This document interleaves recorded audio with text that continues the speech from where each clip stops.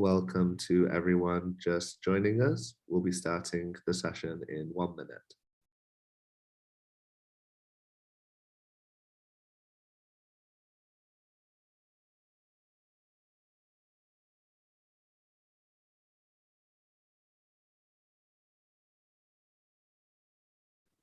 Welcome to everyone just joining. The session will be starting in 30 seconds. Feel free to go ahead and introduce yourself in the chat.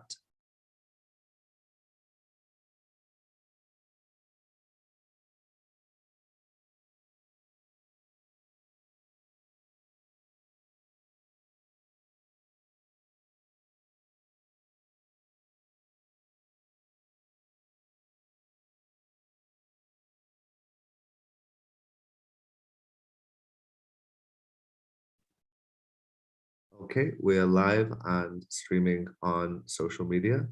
Raquel, if you'd like to take it away. Hi, good morning, and thank you so much for joining us. This, we hope to be the first of very many investor roundtables where we introduce investors across the globe to projects across the region. The Caribbean Climate-Smart Accelerator's role is to be a convener of action and funding from across the world. So we are hoping that we can bring investors to the region that can help to fund our climate ambitions. The Caribbean at this moment is at an inflection point. As you know, Barbados on Monday became a parliamentary republic, and we couldn't be more proud of them and their newest national hero, Robin Rihanna Fenty.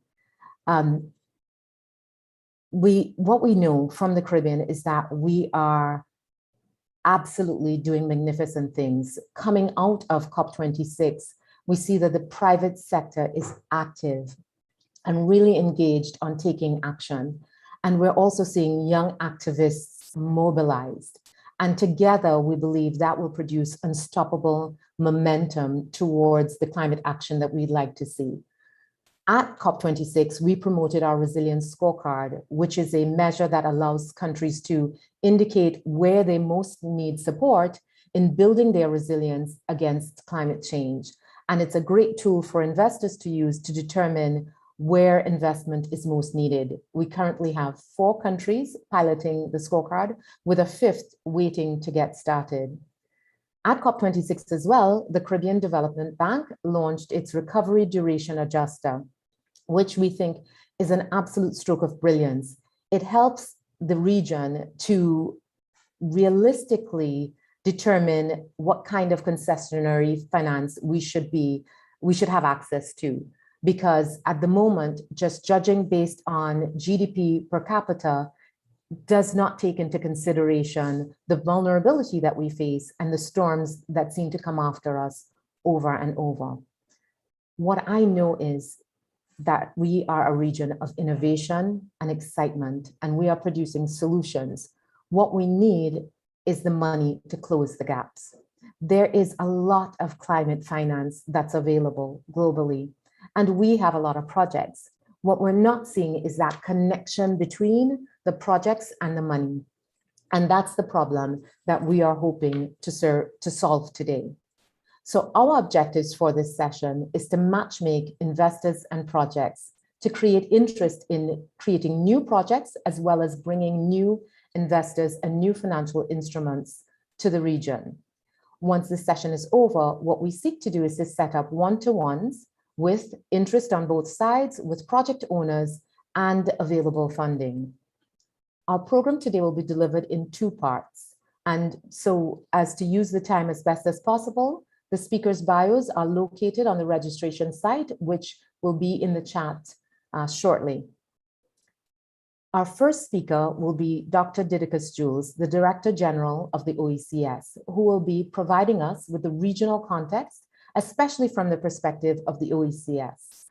Next, we'll have Sustainable Blue Investing by Ms. Marissa Drew, the CEO of Impact Advisory and Finance at Credit Suisse. And she'll talk about a really exciting project that they've just completed. Part 2 will be managed by our Finance Innovation Director at CCSA, Cheryl Senhouse, where we will talk about featured projects as well as a fantastic initiative to create an enabling environment in Bermuda by Honorable Walter Raban, the Deputy Premier and Minister of Home Affairs for Bermuda. Then our first roundtable will have Ray Klein, Investment Manager, Republic Financial Holdings, Harry Balsubrahmanian, Founding Partner, Eco Advisors, and Joan Laria, the CEO of Convergence Capital, who will talk about how blended finance is making a difference. And then on roundtable 2, we'll talk about new and exciting sources of funding with Malet Betra, the VP Environmental and Social Performance at Intrinsic Exchange Group, and Darren Wolfberg, the CEO and co-founder of Blockchain Triangle. And then we'll have an interactive discussion, again, led by our Finance Innovation Director, Cheryl. Finally, we will close, but that will not be the end. At the end of this session, what we hope this is the beginning of a conversation that leads to massive transformation of our region by bringing new sources of funding and helping us to complete the action that we've already started on climate finance. So with that, I welcome Dr. Jules to come to talk to us about the regional context. Dr. Jules? Hi, thank you very much, Raquel. Distinguished participants, friends all. You are present today because you care, you are committed, and we expect that you will be invested, as Raquel appealed earlier. The reality is that we are all zoomed out, we are webinar weary, and we are promised disillusioned in the OECS and in the wider Caribbean. Pre-pandemic, we experienced the most devastating concatenation of hurricanes in our history, with increasing frequency. With every hit, we experienced substantial setbacks to our already fragile economies.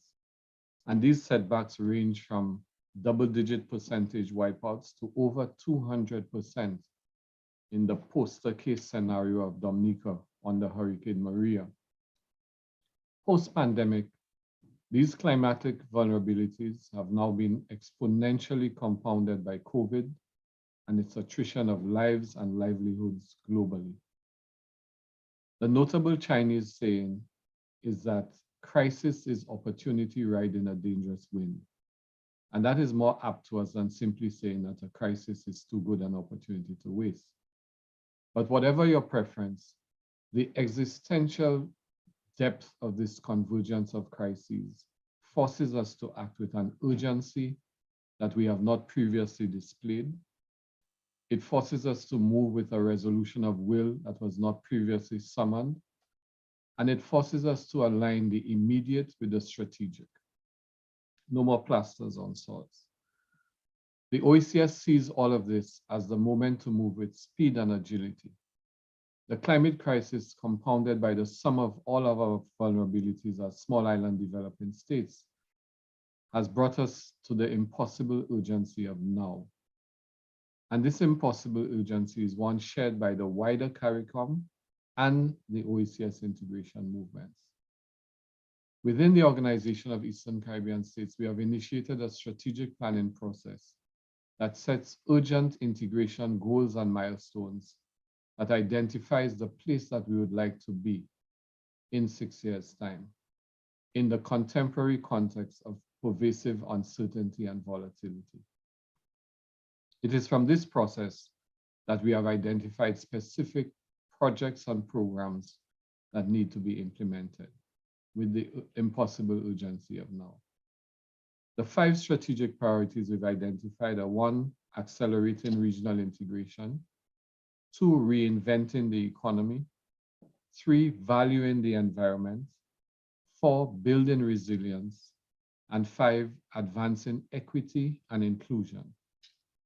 Our cross-cutting themes for all of these are youth empowerment, partnerships, innovation, and gender equity. And I'm sure you can see from there where this particular forum fits in, because partnerships is one of our cross-cutting themes. Of our top 30 initiatives, 3 strategic priorities that lead the agenda are strategic priority 1, the acceleration of regional integration; strategic priority 2, reinventing the economy; and strategic partnership 5, which speaks to advancing equity and inclusion. Of 90 projects, 90 projects that we have scoped overall, 10 of these involve the construction of online platforms for health, 1 project, environment, 3 projects, business, 4 projects, youth, 1, and education, 1. In fact, I may add parenthetically that I'm most excited about the education one because we are well advanced in developing a digital learning ecosystem that will cater to online learning from the cradle to the grave, including professional development and skills training.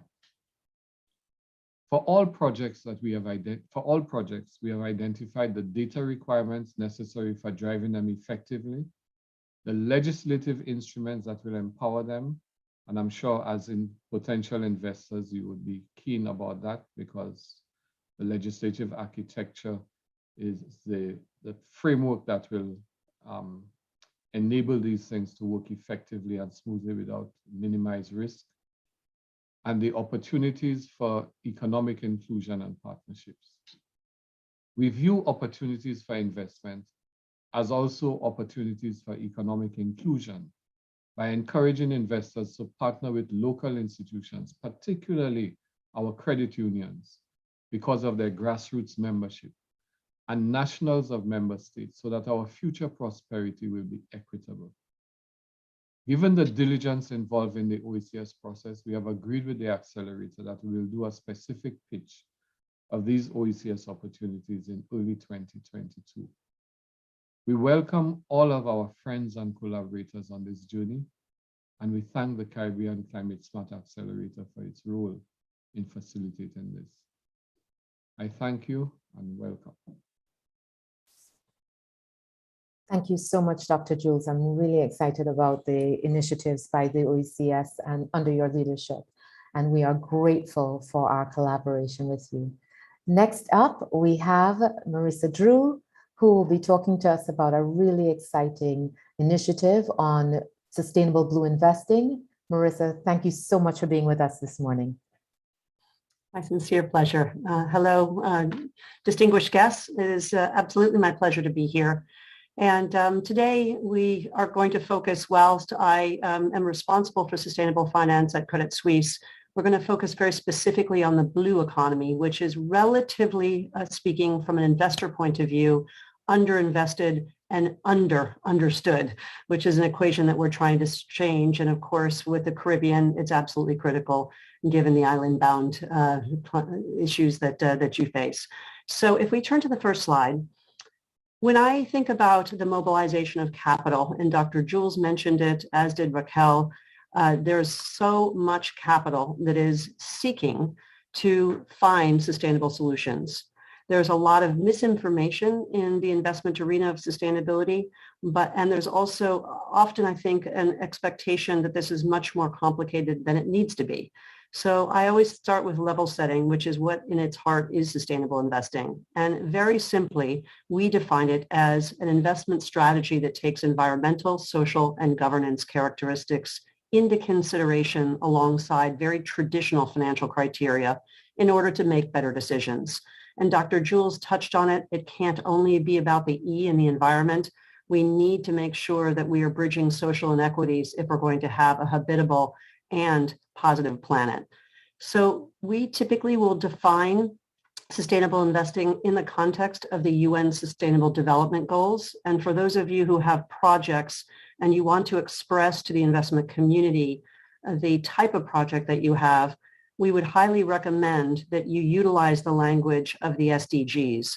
So if you are looking, for instance, at something that's associated with the ocean, you would tag it to SDG 14 or life below water, because that is becoming the language that the investment community is using when they think about the categorization of their investments.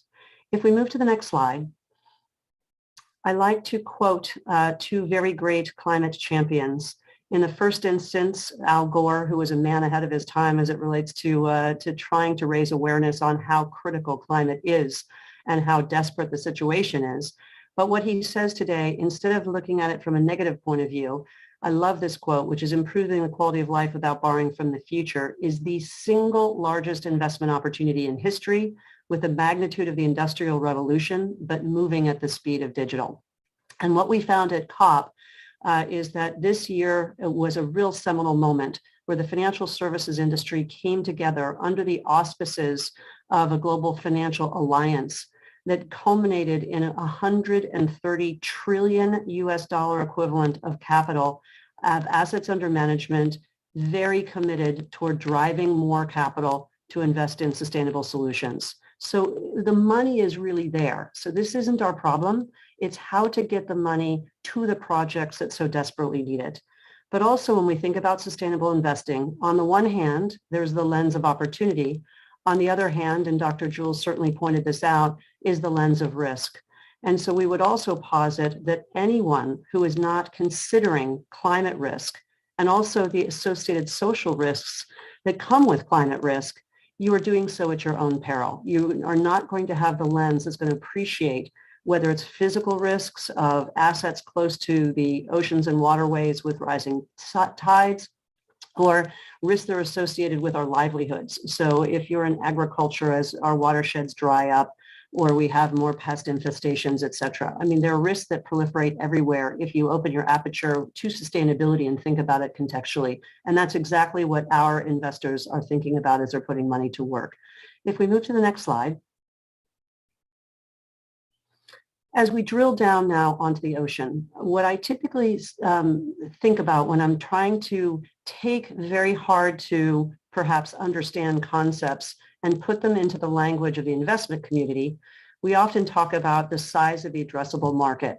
Our investors typically want to understand that if their dollars are participating in investing in a company or a project, the size of the market is meaningful to them. And the ocean is not necessarily thought about in this context, but if we added up all the value of the ocean and ocean-related business, it would be the 7th largest economy in the world. It supports 1 billion people who rely on fish as their primary source of protein in the world, and more than 3 billion people, and you'll know this very well in the Caribbean, rely on the oceans for their primary source of livelihood.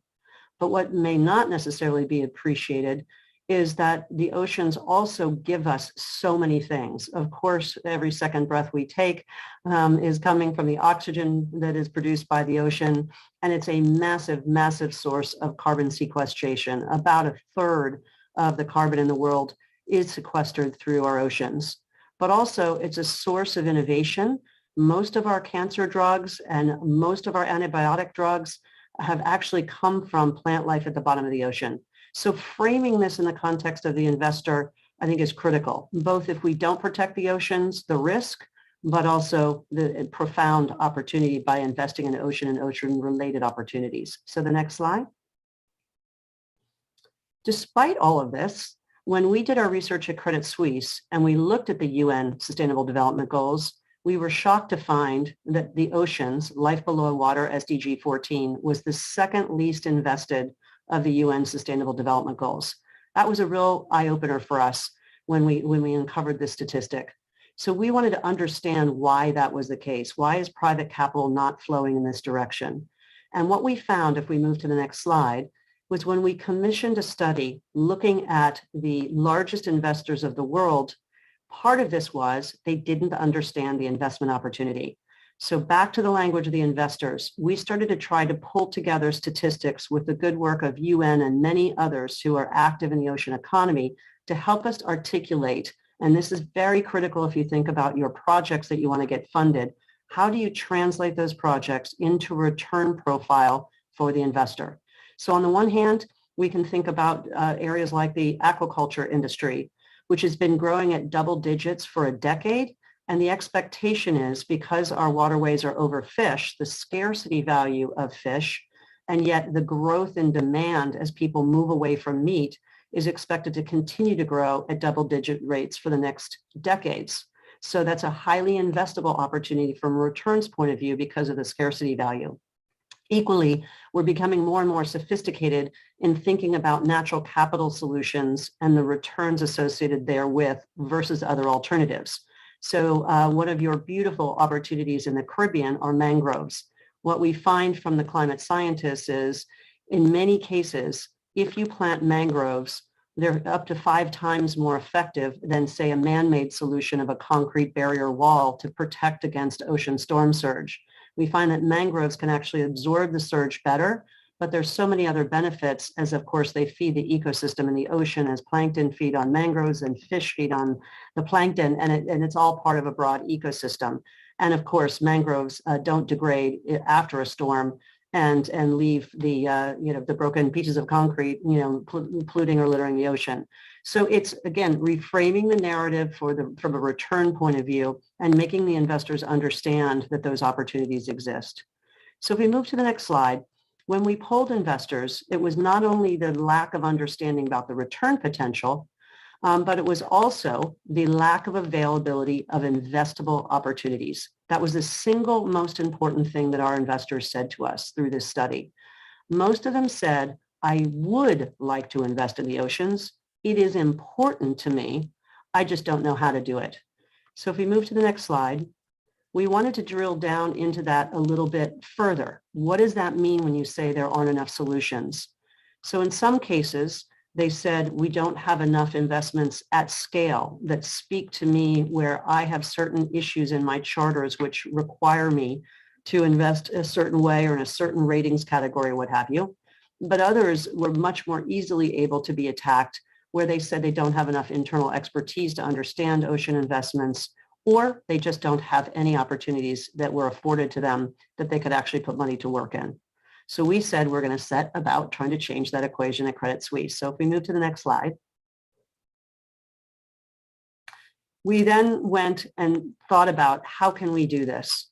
Number one was raising awareness, making people appreciate those opportunities, also engaging with asset managers to say there are real projects, showing them case studies, and then one that we're very, very keen on, which is SDG 17 partnerships, partnering with NGOs on the ground, partnering with governments who are affected by ocean activity, partnering with multi-development funding banks that might be able to take the hardest risk piece off the table to allow more traditional private capital to flow. All of these interventions, we've come together and thinking about how do we bring them holistically to the table to attract and deploy that capital. So if we move to the next slide.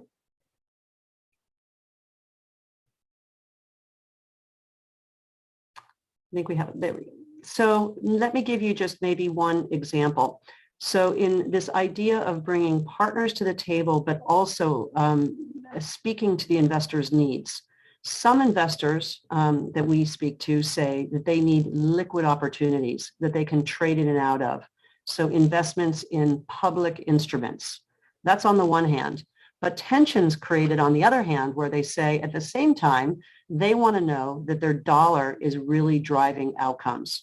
They want to see the direct link between their investment and positive ocean responses. Well, that's pretty hard because if you think about being a shareholder in a public company, is your dollar really driving change, or are you just buying a share from another investor in an already public instrument?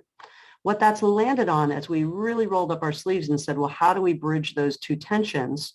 We came to the conclusion that engagement is the best way to think about investing in public instruments. And that led us down the path to try to find a partner who we thought was mission aligned in our quest to really protect and conserve ocean economies, but at the same time had a history in dealing with the concept of shareholder engagement to drive outcomes. We partnered with an organization called Rockefeller Asset Management that not only has deep expertise in the oceans, but equally they have an Ocean Foundation, which is an NGO that's been doing excellent work on the ground for over a decade. And we brought that NGO in to inform us on what the key aspects of any company's behavior would be that we could influence change. And by so doing, we can improve the ocean, but create value for the company and the investors. And that led us to create something called the Ocean Engagement Fund, where we're identifying companies who genuinely we think want to be better ocean stewards, but just don't know how to go about doing it. So we go in and we work with those companies and say, if you can do the following handful of things in your businesses, it could be stop leaky pipes that are ending up in the ocean. It could be reduce your reliance on pesticides or chemicals. There can be a whole host of interventions, and they're very specific to an individual company or project. But if you do those things, we are prepared to invest capital in you. And then it becomes a positive win-win return. So in this particular instance, we launched this fund, and I'm thrilled to say that in a very short period of time, we were able to mobilize more than 500 million US dollars of capital to engage in this particular investment strategy and fund. Now, if you had asked any NGO 3 or 5 years ago whether it was possible to raise nearly $500 billion of capital for ocean conservation, they would have told you you're crazy. So it is possible when you roll up your sleeves and put your mind to it and try to break down some of these hurdles or tensions. I'm then going to land on the next case study, which Raquel referred to, which is very specific to the Caribbean environment. And that is when we've just announced at COP the largest ever debt for nature swap for the island nation of Belize. So if we can turn to this next slide. Many of you, I think, are probably familiar because it got a lot of publicity in the day, was a similar transaction done in 2014 for the Seychelles. Similar in structure, whereby the debt of that island nation, which was suffering, it was too much of a debt burden for that island to bear, needed to be restructured. And the concept is that we as underwriters can go in and restructure that island's debts in return for a commitment where a portion of the money that's raised goes to be committed for marine conservation. That was done in 2014, and that was about 15 million US dollars in size. So while it got a huge amount of publicity, its real impact was relatively small given the size. And we wanted to continue to work this concept or this notion that you could do debt for nature swaps, but really do them at scale. And that's led us to this opportunity with Belize. So Belize, like so many Caribbean nations, as Dr. Jules pointed out, were really suffering because of COVID, and in particular the tourist economy. So their debts were trading at a steep discount, and we worked together with the Nature Conservancy to go to the government of Belize, say to them that we would be prepared to underwrite a restructuring of their debt. So for them, it meant that their debt burden was reduced, but also their maturities were pushed out for a much longer time frame if they would commit to applying a portion of proceeds to ocean conservation. And that's indeed exactly what they did. But we needed to go a step further because Belize's credit rating was suffering by virtue of its issues, both tourist and otherwise. And so we worked with a multilateral development bank, which is essentially the development arm of the US government, the DFC, to take political risk insurance against this transaction. So for the investor, what they were able to do was invest in an investment grade opportunity. This received a AA rating from Moody's. So that spoke to the private capital investor who couldn't bear the political risk of the country. The DFC came in and used their expertise and wherewithal to provide that credit support. The TNC, this NGO, is committing to be the party that helps to identify and allocate that conservation capital. And we at Credit Suisse underwrote that restructuring to the tune of 364 million US dollars.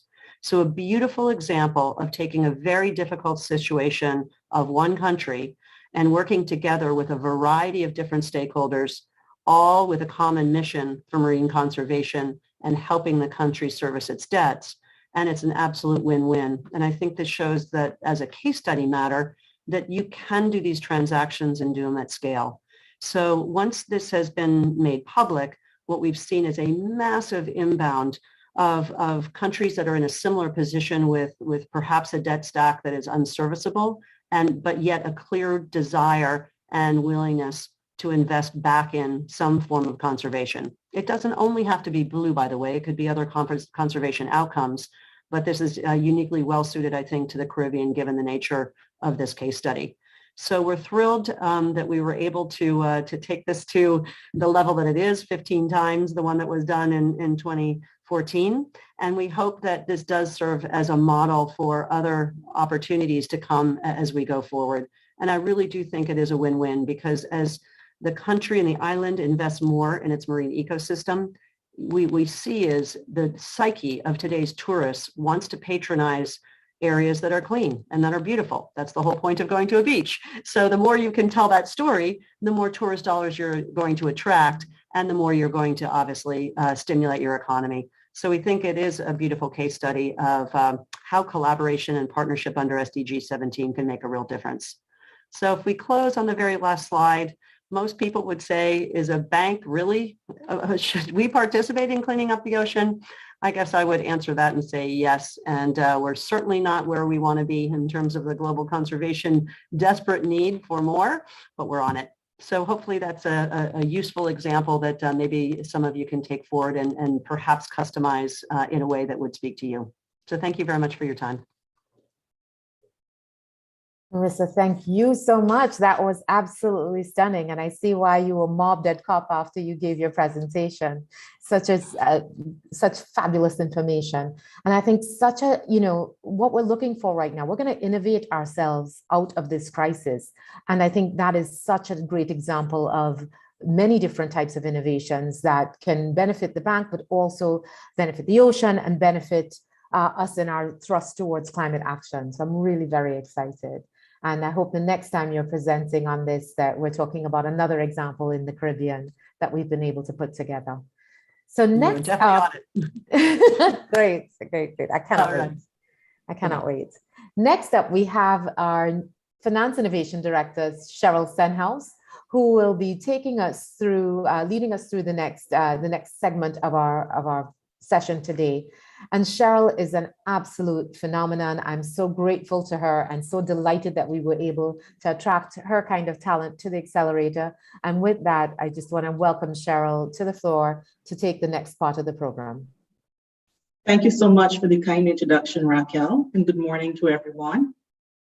Collaborating, convening, and matchmaking are core approaches for the CCSA as we work towards our mandate of creating the world's first climate-smart zone in the Caribbean. In this part of today's program, we execute on our objective by providing opportunities for projects to be matched with investors.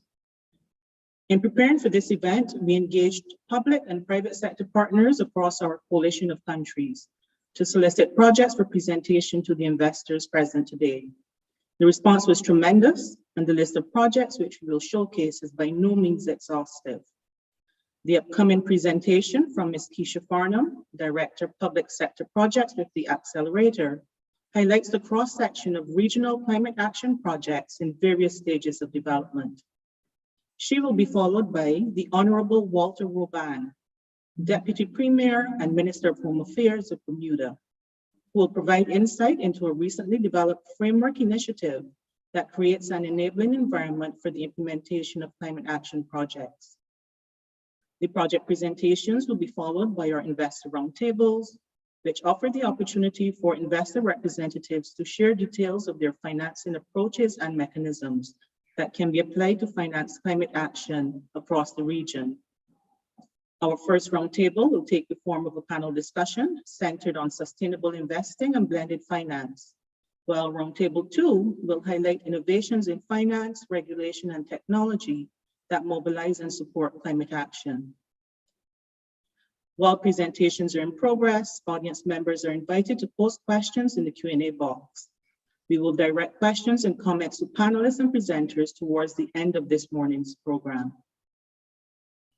It's now my pleasure to hand over to my colleague, Ms. Keisha Farnham, Director of Public Sector Projects with the Caribbean Climate-Smart Accelerator. Hello and good morning. Thank you very much for that warm introduction, Cheryl, and thank you to Raquel, Dr. Jules, and Mrs. Drew for getting us off to a stellar start. It's my pleasure to introduce you to what I'm fondly calling the project teaser. As I go through the various projects, please remember that this is just a slice or a sampling of the projects that have been identified regionally, and we will be sending out a list of projects after the workshop to interested parties. The matchmaking and the introductions will continue post this event, and we will be featuring an eclectic mix of public and private sector projects at various stages of development. Finally, some of the country-specific projects are being executed as pilots with the potential to scale regionally with the right investments. So with a focus on agriculture, let's get started with climate-smart agriculture. As one of the most food insecure regions in the world, the Caribbean's vulnerability is further exacerbated by disruptions in the global supply chain, rising shipping costs, associated price increases, high level of national debt, year-on-year natural disaster, high rates of chronic non-communicable diseases, and unemployment. With all these challenges, one thing is abundantly clear. We cannot continue on the current trajectory of continued dependence on imported food. Interventions must be sustainable, taking into consideration climate resilience, energy use, environmental protection, job creation, economic diversification, and the efficient and sustainable use of natural resources. A number of projects have been identified with a cross-sectoral approach using innovative technologies and the implementation of a circular agroeconomy. All of this designed to shorten growing times, increase yield, mitigate the risk of pest infestation, protect from adverse climatic conditions, and improve quality and consistency. In Jamaica, the Climate-Smart Scallion Farm is implementing hydroponic growing systems and computerized nutrient injection systems. Also in Jamaica, the Smart Greenhouse Technology Project is creating intelligent greenhouses equipped with weather stations to improve ventilation and detect and mitigate harsh climatic conditions. Keisha, we're not seeing the next slide. Can you? Oh, Sorry, wonderful. Thank you. No worries. Thank you. Modern sensors and communication technologies turn analytical data into actionable intelligence that can be used in day-to-day decision-making. The CCSA is also launching the Climate-Smart Agriculture Pilot Project in Jamaica that will see the implementation of climate-controlled refrigerating shipping containers outfitted with solar-powered air conditioning units, following the Simply Mushroom model in St. Lucia, a profitable rural youth-owned cooperative high agri-tech business. With agreement from the private sector to purchase everything that is grown, this is a scalable model across the region. In Anguilla, the agro-ecosystem technology as a gateway to sustainable livelihoods and food security project is implementing the green growth model, using agro-ecosystem-based approaches and green technologies with the introduction of hydroponic green and shade houses.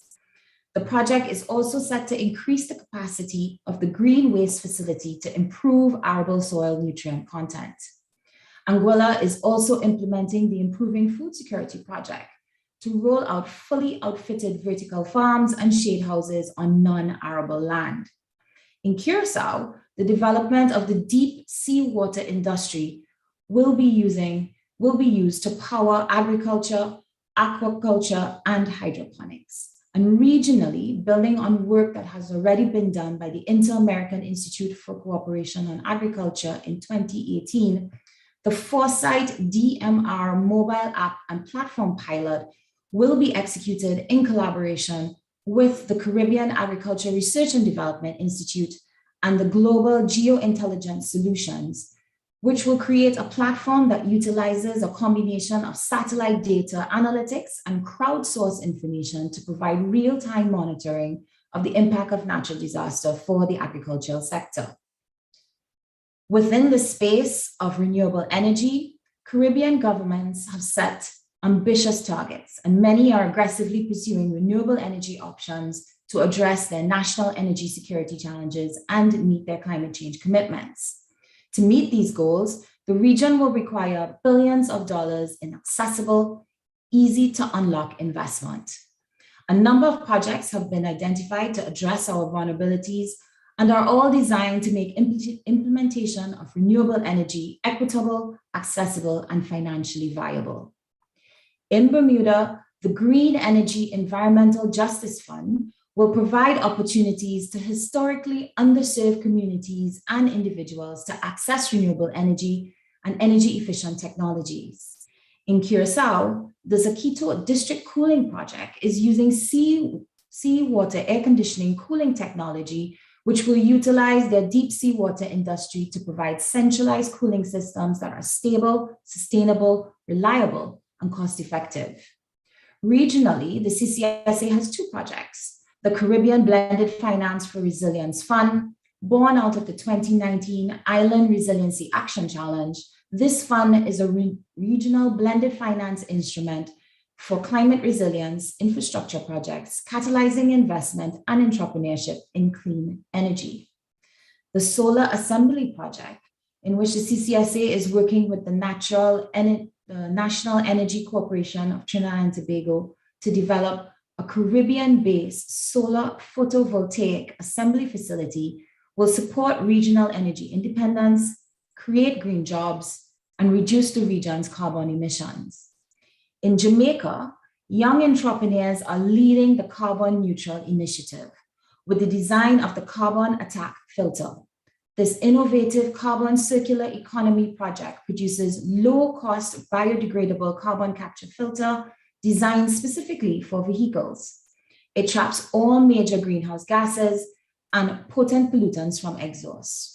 After capture, the waste from this cartridge can be used to rehabilitate acidic dying soils, improving soil for agriculture or reforestation. And finally, in Trinidad and Guyana, the Caribbean Integrated Power Grid Project seeks to develop a subsea cable power and telecommunications interconnection between the two countries and includes the development of an 800 megawatt hydroelectric power plant in Guyana. Moving into the space of the blue economy and nature-based solutions, we cannot underscore enough the importance of thriving oceans and land ecosystems. These are integral components towards providing food security, coastal protection, sustainable tourism products, and livelihood generation. In Barbados, the Heronetta Coral Reef Restoration Project is using biorock technology to grow solid limestone out of seawater, accelerate coral growth, and create fish habitat on the west coast of Barbados. This technology has already had success in coastal states such as Indonesia. Also in Barbados, the Skeets Bay project takes a holistic ecosystem approach to commercial business that includes sustainable fisheries, aquaculture, marine ecotourism, sustainable energy consumption, reuse of waste, and the creation of livelihood opportunities in the rural Skeets Bay area. In Curacao, the Underwater International Research Lab will be powered by hybrid energy sources, including wind, solar, and ocean thermal energy, and will support the knowledge of ocean ecosystems that will support and inform human activity on the shore. While in Jamaica, the already successful entrepreneurial Yardie Environmental Conservationists Limited is looking to scale their thriving blue economy business. Finally, in the area of physical and economic resilience, the CCSA is working with the 2020 Island Resiliency Action Challenge Task Force. The objective of the scorecard, which was mentioned earlier by Raquel, is for any Caribbean nation or territory to employ either to attract philanthropy to build more resilience or attract more investment in consonance with their existing resilience and enhancement goals. The beta version of the scorecard was launched at the Caribbean Renewable Energy Forum. It has been endorsed by 4 Caribbean countries and has had an excellent reception at COP26. Through the Regional Green Exports Partnership Pilot Project, ITC and UNCTAD are combining efforts to deliver the Caribbean Green Products Promotion Project in close collaboration with the IDB and CCSA. And this pilot will build on what has already been done in 80 countries across the world, including SIDS. In Curacao, the redevelopment of the Saquito District Sustainable Green/Blue City includes a beautiful example of a holistic approach to sustainable development and takes full account of its current and future economic, social, and environmental impacts while addressing the needs of visitors, the tourism industry, the environment, and the community. The redevelopment plans include a mangrove park, fisherman's village, and renewable energy infrastructure to capture foreign investment and stimulate local entrepreneurship. In Trinidad, the designing of the Sustainable Housing Communities Project includes climate resilient infrastructure, water and waste management systems, renewable energy interventions to create a completely green housing community. As Caribbean countries, we realize that we cannot continue with business as usual. This sampling of projects shows that we understand that. It is a sampling of ambitious and innovative projects that have been proposed across the region. Many of these projects have the capacity to be aggregated to create larger investment solutions or disaggregated to create discrete investment opportunities. A large part of the success of project implementation is creating an enabling environment. So it gives me great pleasure to introduce the Honorable Walter Robban, Deputy Premier and Minister of Home Affairs of the Government of Bermuda. Minister Robban has been a champion of the Resilience Scorecard and climate innovation and understands keenly that creating an enabling environment is critical to project development. Minister Robban, we are excited to hear of Bermuda's Sandbox initiative. Minister Robban, you have the floor. Thank you very much. And thank you for the opportunity to participate in this important program that you have there. And thank you to Raquel and the team for all of their outreach and support for Bermuda and inviting us to participate in the scorecard and all the other efforts that they are doing to support sustainability in the Caribbean. So thank you for those opportunities. And certainly I hope that all of the countries that you have described has some level of support for their projects that you've outlined, as we're all seeking the same goal of ensuring that we preserve and help our environment and our people to have quality lives going forward. Thank you for the opportunity to come and talk to you all about the Sandbox and perhaps a few other things as well. As many would know, Bermuda, like many of its regional neighbors, is like many countries, we are risk averse, and with good reason. Bermuda is a small island with high population density and a very sensitive environment. And having certainly a vibrant population means that our environment will have certain impacts that we are trying to mitigate. And we are an isolated island, 700 miles away from any major continental landmass. And so we have a unique situation that we are looking to ensure is preserved. And of course, so risk averse we are. When we developed our sectoral legislation for the electricity sector, there is a specific provision in that legislation that disallows any sort of experimental type of energy generation. But recognizing that the future has to be different, and that innovation is essential to how we as an island and other parts of the world progress within the renewable and sustainable energy space, we have decided to take a very different approach and to allow innovation within the space of our regulatory environment and our energy sector. And so in a regulatory sense and a physical sense, we believe it's opportune for Bermuda to promote itself as a place where technologies and innovation within the energy sector can be made available in order to not only us achieve our energy goals, but also to be an example to the region. Firstly, the Sandbox will come about as an amendment to our Electricity Act. And so it will allow for testing of innovative energy technologies on a path to potential commercialization. And it's important to note that in no way will the Sandbox allow for a carte blanche or approach to how that energy project is incorporated into our grid, there will be a rigid sort of regulatory review process around the existence of that technology and within the sandbox. And any prospective developer will still have to secure all the necessary environmental and planning permissions and regulatory permissions to be able to operate in the sandbox.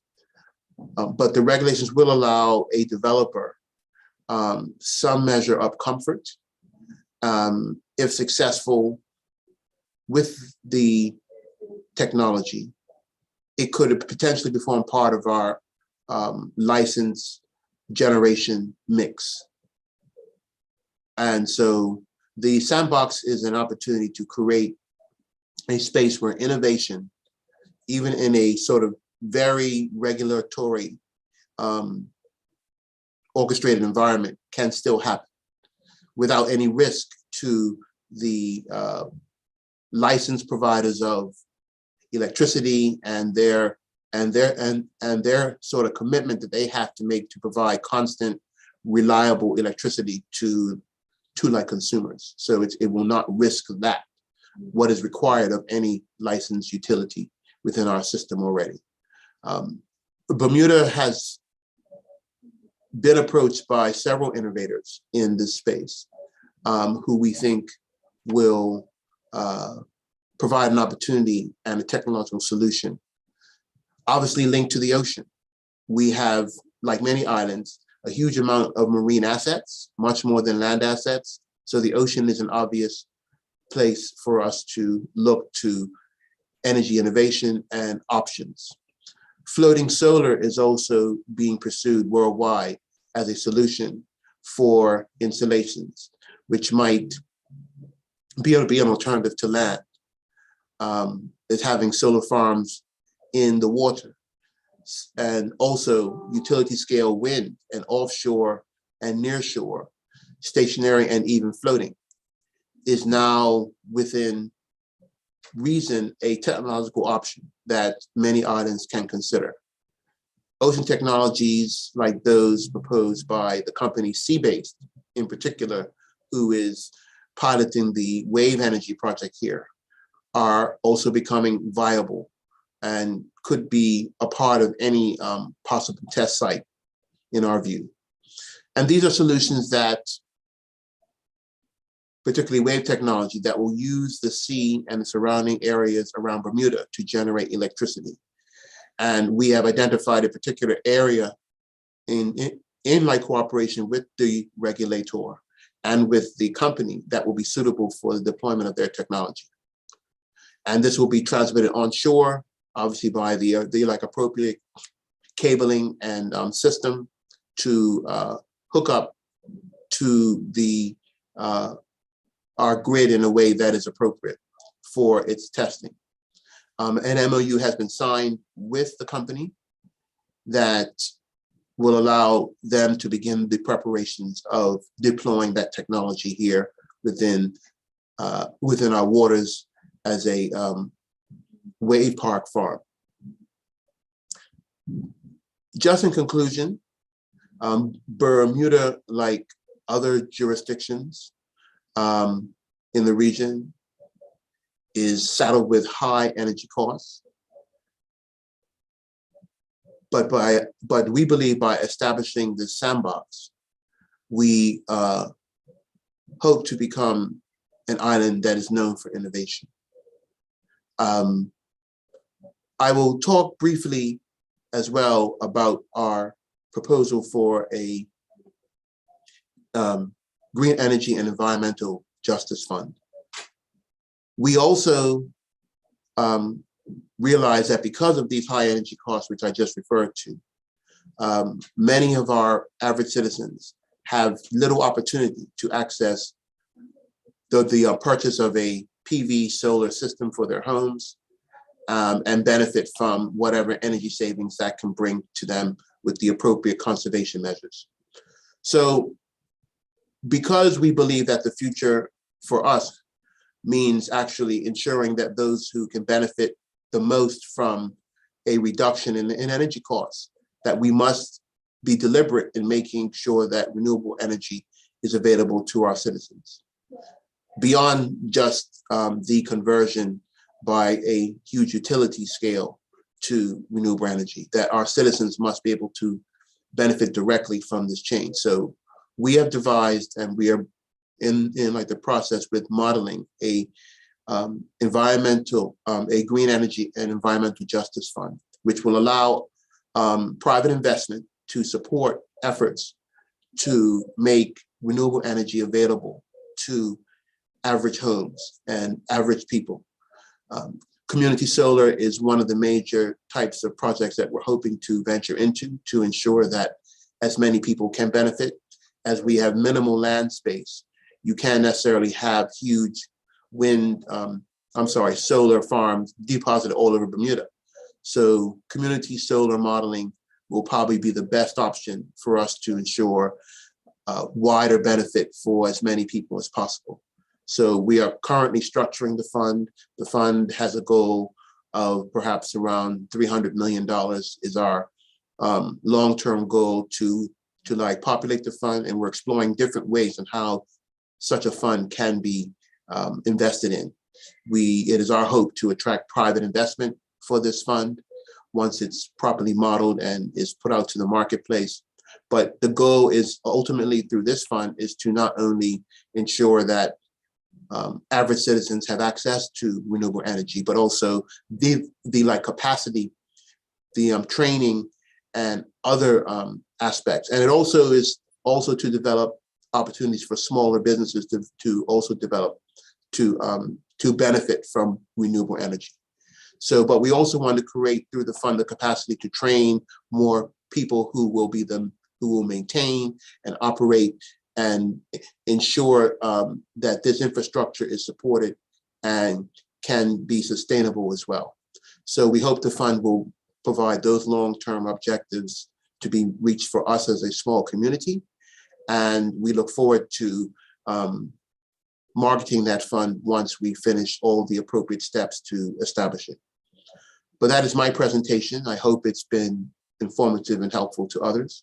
We hope that some of the things that we're doing can be an example to others in the region.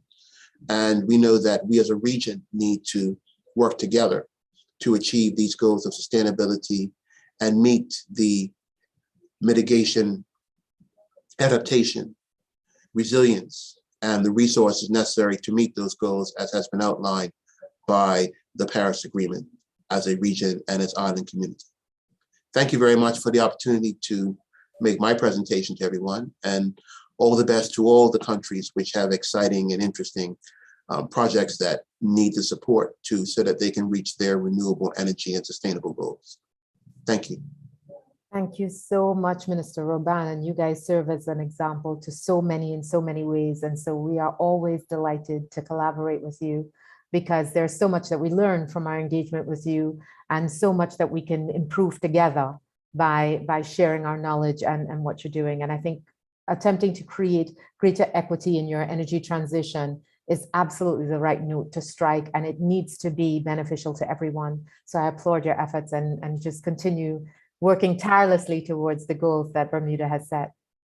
Thank you very much. And thank you for the opportunity to be here with you and all of the participants. I've been quite intrigued by the presentation so far, and I look forward to listening for the rest of the day to everyone's contributions. There are going to be some exciting stuff. So the next panel is actually going to be really interesting, and the next one even more levels of innovation. So we're really excited to be sharing some of the new solutions that are available, because again, innovation is what is going to get us out of this climate calamity that we find ourselves in. And so with that, I'd like to introduce the next three participants in the panel discussion on how impact investment and blended financial instruments are making a difference. First, it's Ray Klein of Republic Holdings Limited, Hari Balsubramanian of Eco Advisors and Eco Investors, and Joan Laria of Convergence Finance. Wonderful. Thank you. Thank you three for joining me today. How are you guys doing? Great, thank you. Good discussion so far. Doing good, doing good.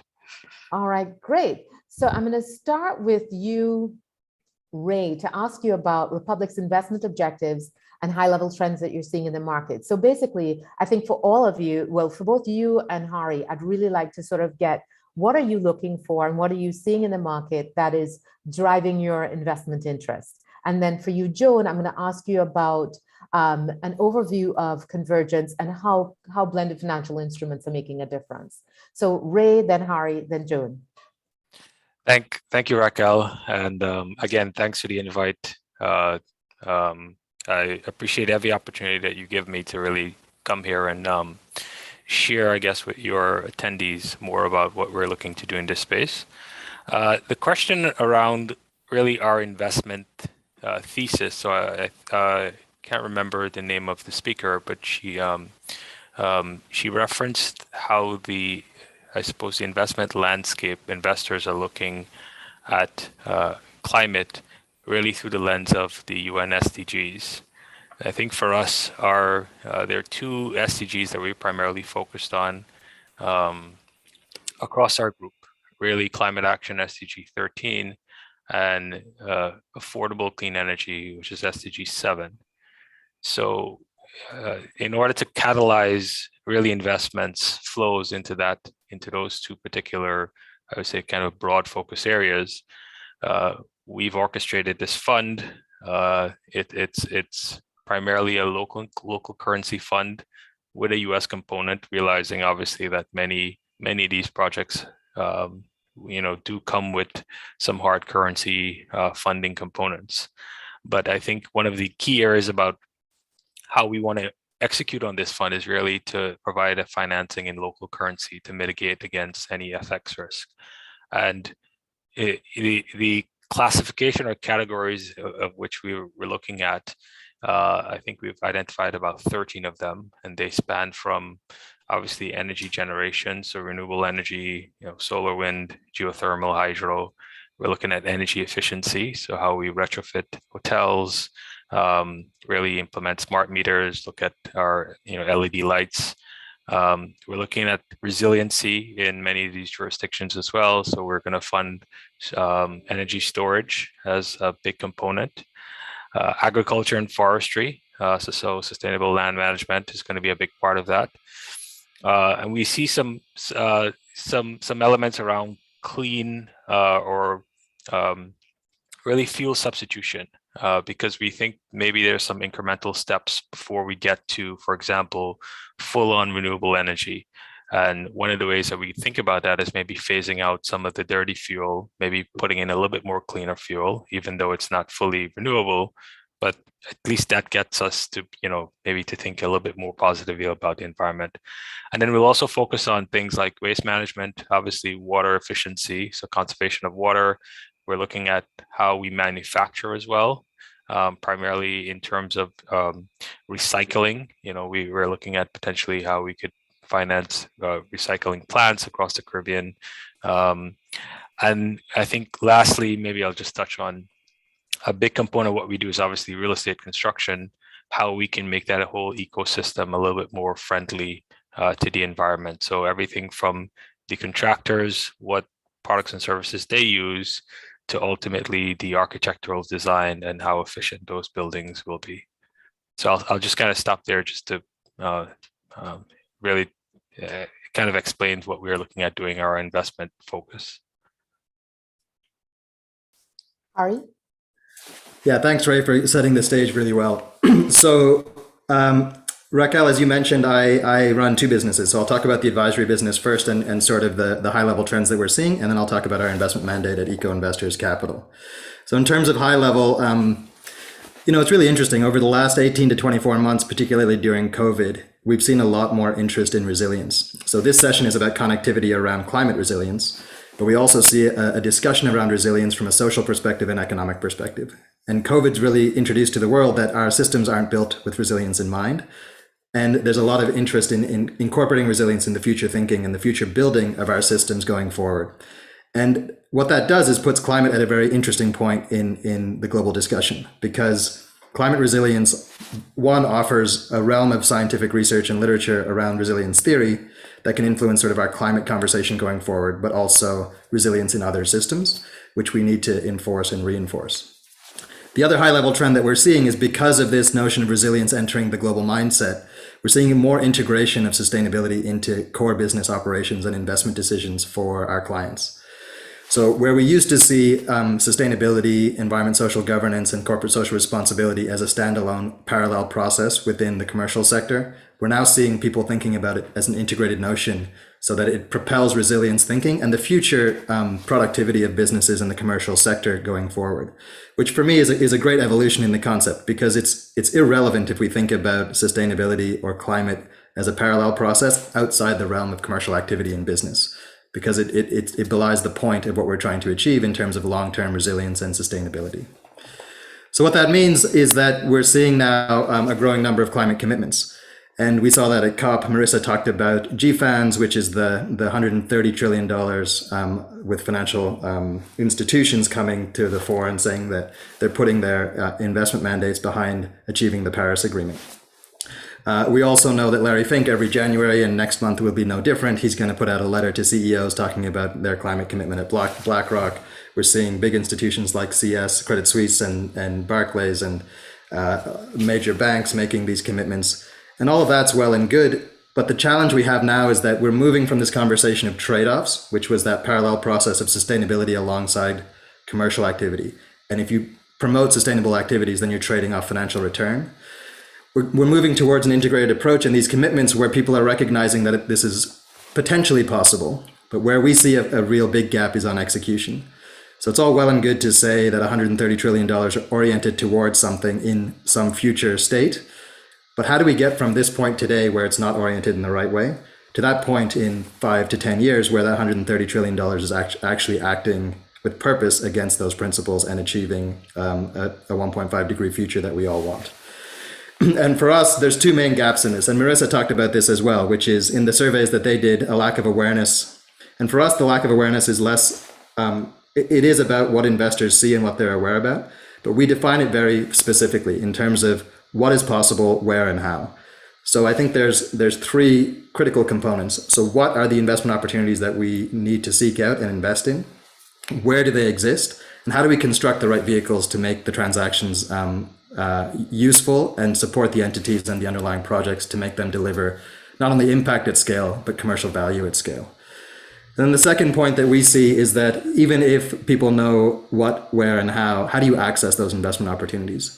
And the sustainable investment space today is very boutique and it's very inaccessible to the masses. So how do we get these products out to the retail market? And Credit Suisse through the Public Equities Fund is promoting this, but we need to figure out ways to get private investment opportunities and these innovative ideas beyond just accredited investors and the high net worth individuals and institutional investors to the retail market as well. And there's lots of evolution in digital infrastructure and regulatory reform that are going to drive that. So this is kind of the positive macro picture. I want to talk about a couple of other trends that I'm seeing that may be cause for concern. So with all of this integration and these commitments, we're also seeing a flooding into the market of impact of a lot of actors that have no idea what impact means. So people are making commitments or people are approaching sustainability and climate investment without having any underlying knowledge of what that means and how to source, diligence, and execute against these transactions. So what I see is that there's a potential risk that we're going to throw a lot of money at bad ideas, and then we're going to come out the back end with this notion that sustainable investing is not the right solution and it can't be successful. And we've seen this script before, right? The early investing in clean tech had the same reaction. A lot of people came into the market because it became a mega trend. People invested without really understanding the underlying assets or the underlying businesses. A lot of people lost money and they thought that sustainable investing or clean tech investing was the problem. The problem was that the people putting the money to work didn't know what they were doing. So we lost a lot of time because people conflated the issue of bad investment product on the ground with bad investment decisions from the managers and the investment and the capital allocators. The other macro trend that we're seeing that might reconcile some of this is that the regulatory environment is behind sort of the commercial environment. So we need a better sense of a common language and understanding of what sustainability, what environment, social governance means, what resilience means. And, the Task Force on Climate-Related Financial Disclosure and the Task Force on Nature-Related Financial Disclosure are good steps from a voluntary perspective on disclosure. But we need more in-depth regulatory pressure to make a common language. The European taxonomy is a good step in that direction, but we need further advances on the regulatory side in jurisdictions around the world to really hone in on what it means to invest with purpose put some rules and bounds around that and what we're going to do going forward. Just very quickly, I'm going to talk about our investment thesis at Eco Investors, which is that we believe that there's high quality investment targets that exist in that overlapping space between commercial and impact return. And we believe that segment of that overlapping space is severely underinvested across asset classes. And that's what we target. And we're really focused on authenticity and credibility to understand quantitatively what the environmental impacts are and combine that with a robust financial and commercial due diligence to find those opportunities that exist in that middle ground.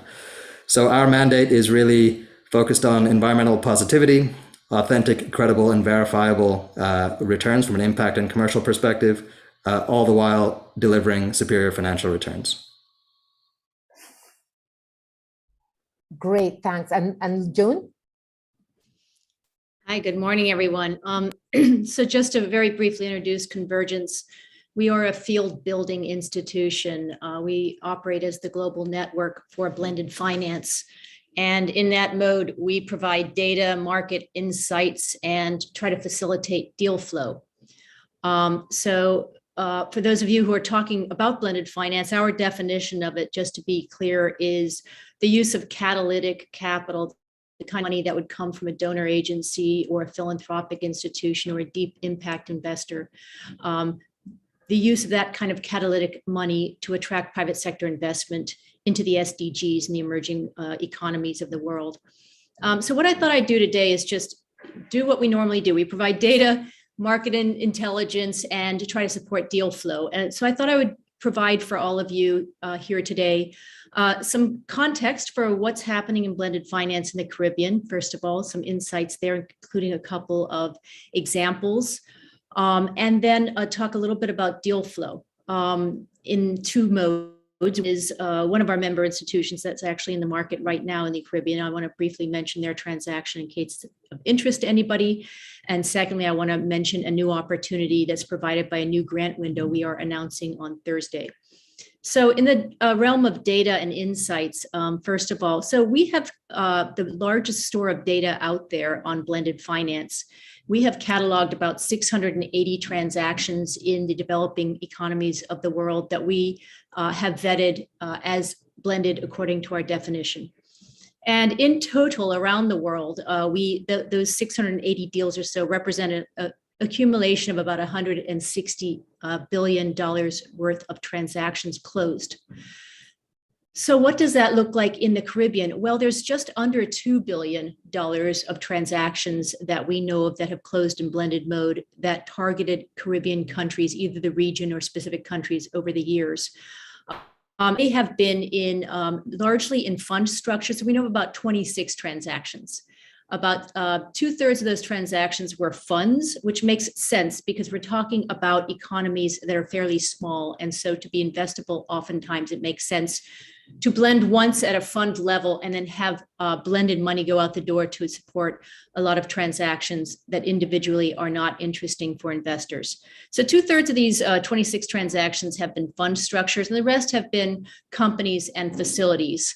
And typically the mix is that concessional money, catalytic money, is inserted into the capital stack of the fund or the transaction. Sometimes we are seeing the concessional money appear as a sidecar technical assistance vehicle to support the investment stream. The most frequent destinations as for individual countries have been the Dominican Republic, Haiti, and Jamaica. We also know that if you look at climate specifically, which is a subject this morning, about 11 out of those 26 transactions have been focused on at least one of the climate-related SDGs, and in total representing about $900 million worth of transactions. So that's the field level view. If I'm going to give you a couple of examples, I think one of the challenges in this region is, of course, scale, and the other is the economics. So in the terms of scale, one of the funds that we saw close at a significant size was something called the Caribbean Basin Sustainable Energy Fund, focusing on renewables, and it was a $63 million fund that was backed. The concessional money came from Calvert Foundation and Global Environment Facility, and then there were a bunch of senior investors in that transaction. So that's one example of a bundling of investment money and catalytic money into a fund.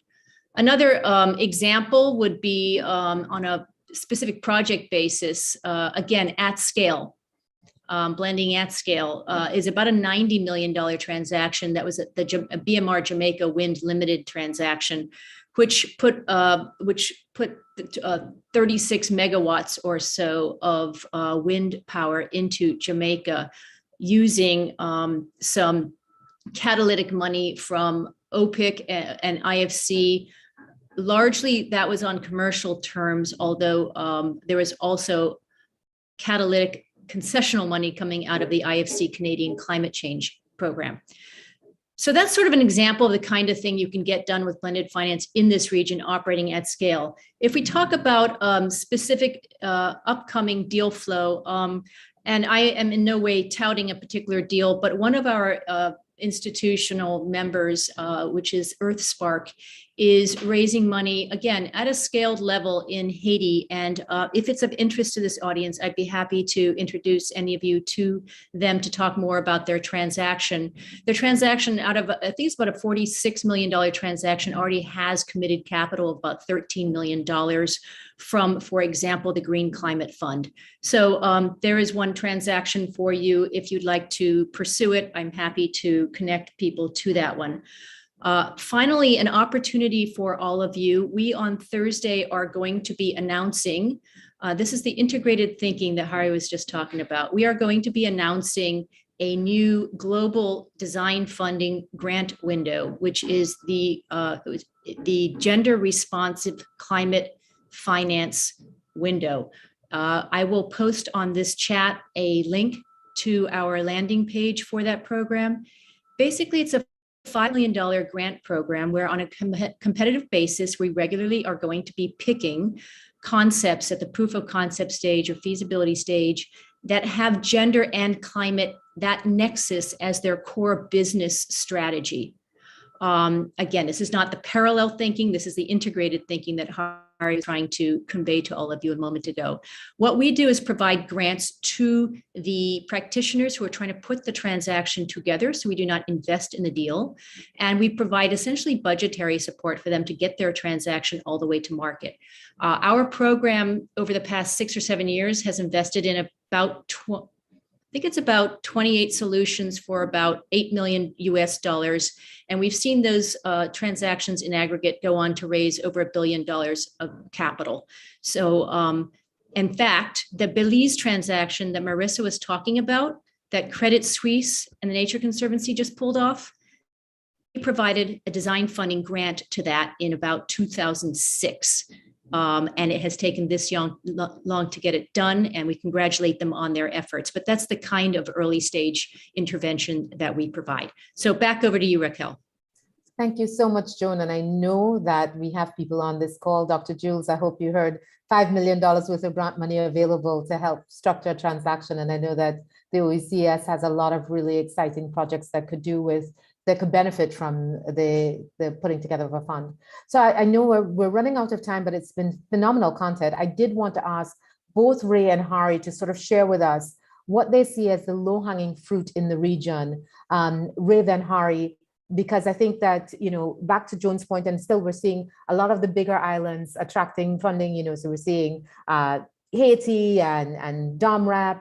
And so we definitely need to see some of the smaller islands as well, where the need is quite great. So what are our opportunities to really attract the kind of funding necessary to create that transition? And Hari, I know you talked about looking at it differently and not necessarily looking at it as the trading off the profitability, but the integration of the two. But any low-hanging fruit that you'd want to share with us as opportunities for us to raise the funding we need?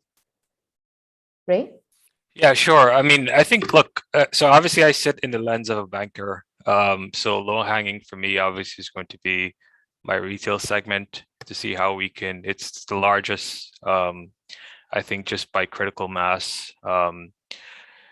So what we've been actually been discussing internally is how do we put together packages, everything from electric vehicle loans at concessionary rates, we're looking at how do we finance maybe more energy efficient homes, for example, and how we bring the consumer segment really into this discourse. So it's not just some esoteric sector off to the side.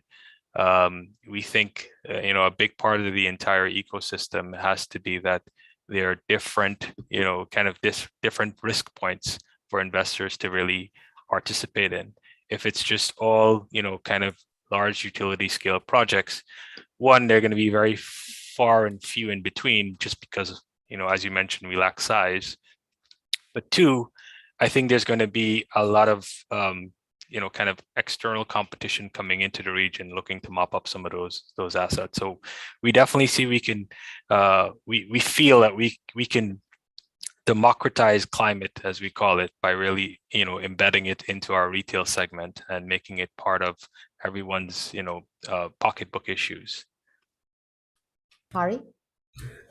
Yeah, I'd echo some of that and some of what Ray said earlier. So in terms of in the climate conversation and in the region, I think there's some interesting spaces like the energy transition, built infrastructure, where Ray talked about it in his initial intro, the future of food, which we heard about from the accelerator.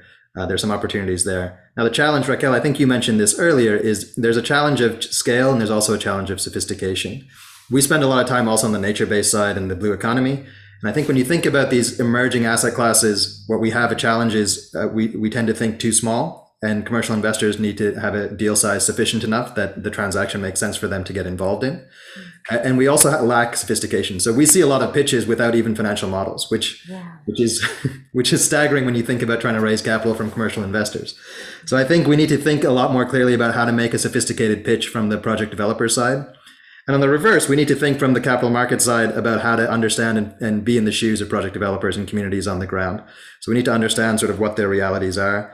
And if we don't understand ourselves, to have intermediaries that help us and support us to figure out. And that's where the work that Joan and Convergence does is really critical, which is trying to build and blend systems and organizations and capital stacks in order to bring the right parties to the table to effectively construct these transactions.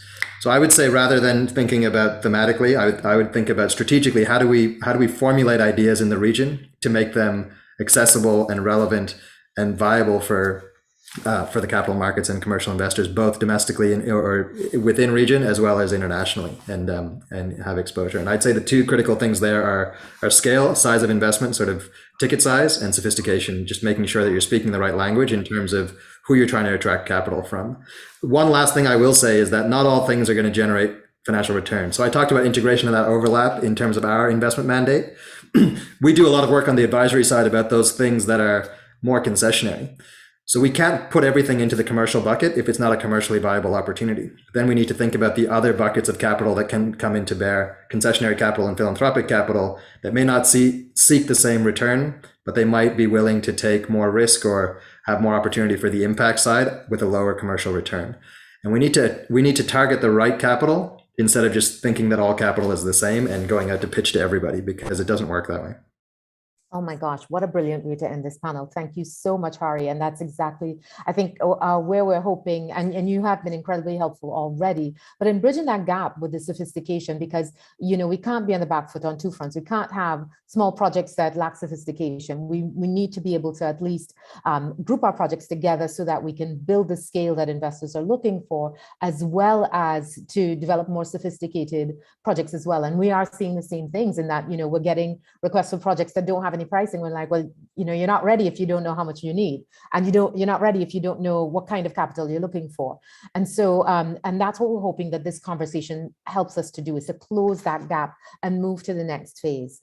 And so I'd like to now hand back over to Cheryl, who will start the second roundtable. And basically we'll have two really innovative solutions that are going to be presented that have the ability to raise different kinds of capital and bring them to the region. Over to you, Cheryl. Thank you, Raquel, and welcome to our second roundtable, New Sources, Innovations in Sustainable Finance, where we spotlight two new approaches to the financing of climate action.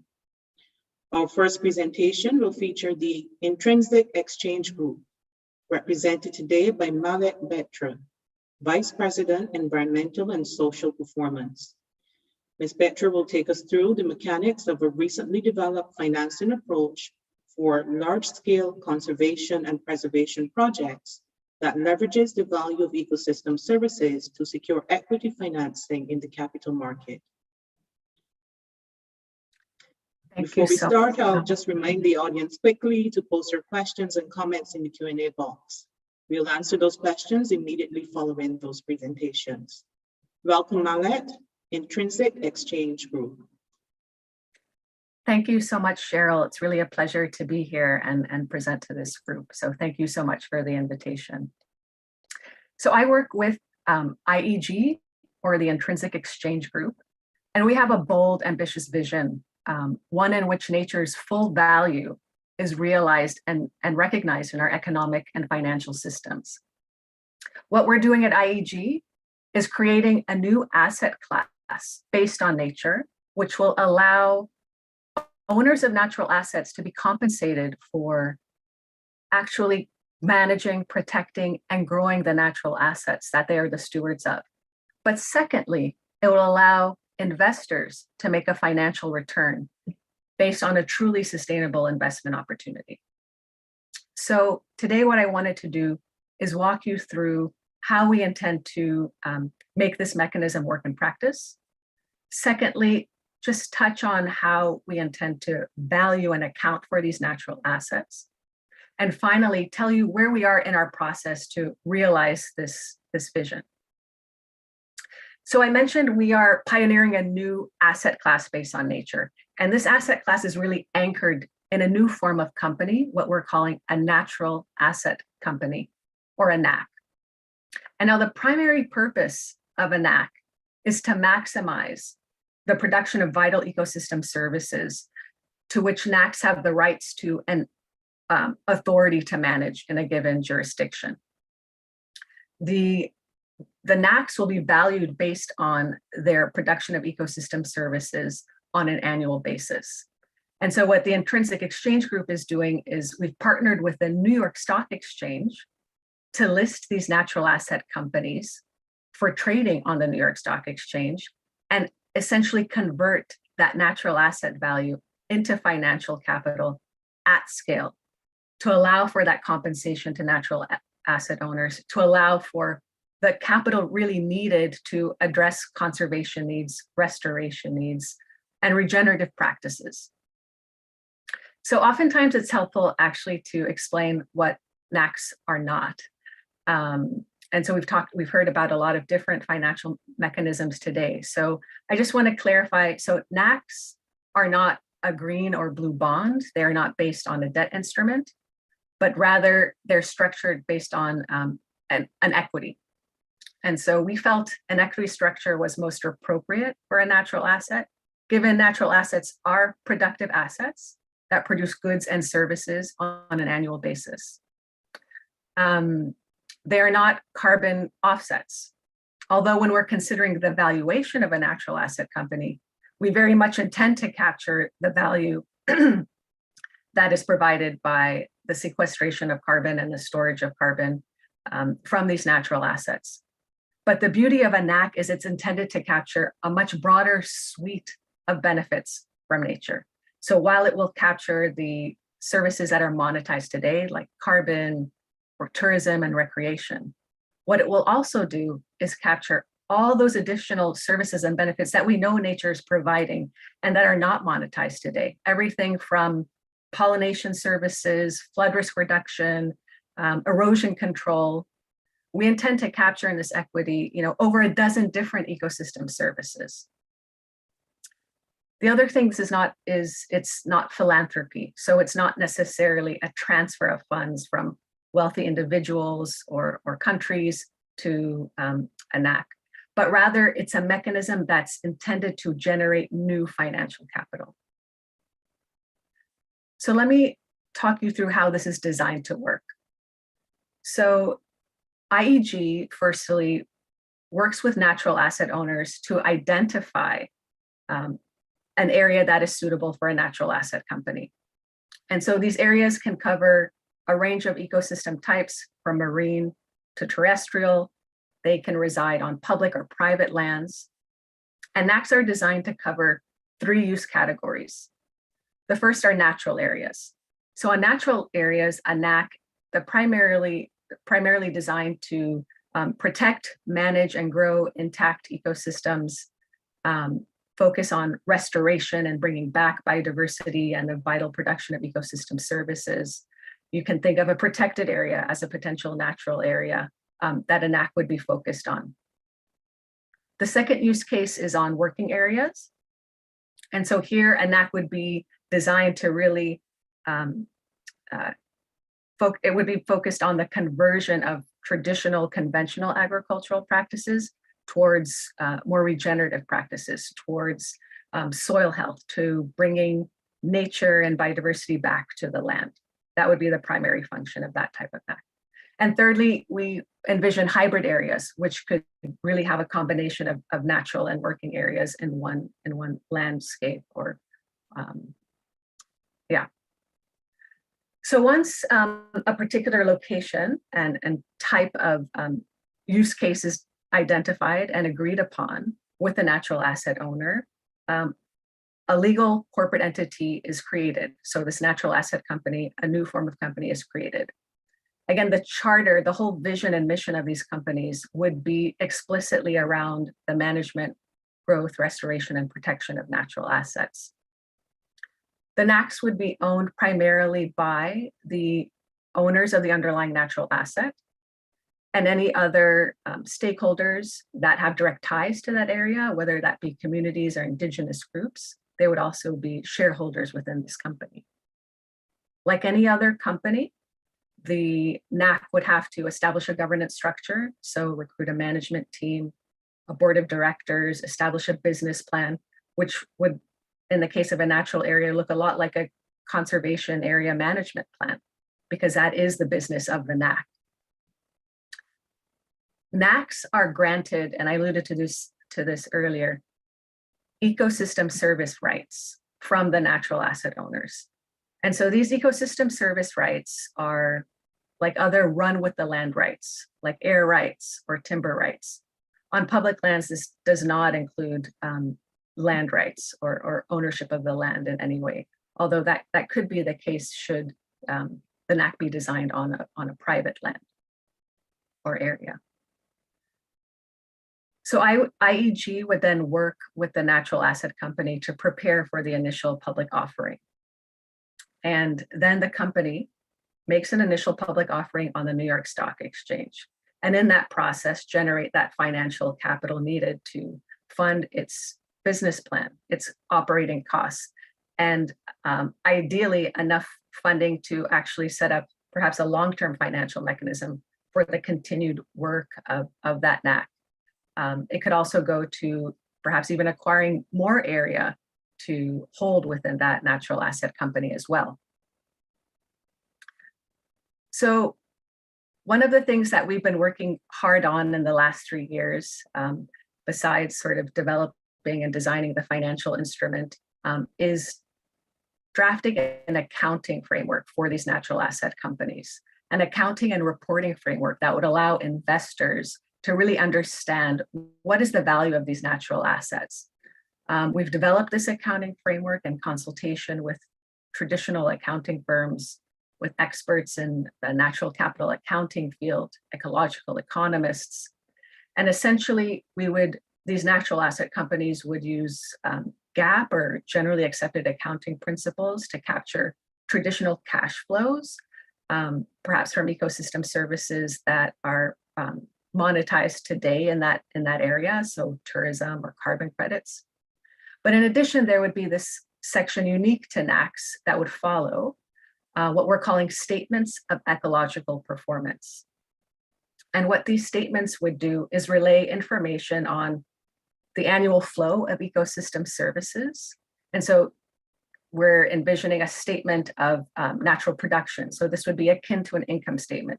And you would see, a list of different ecosystem services and their monetary values based on their flow on a yearly basis.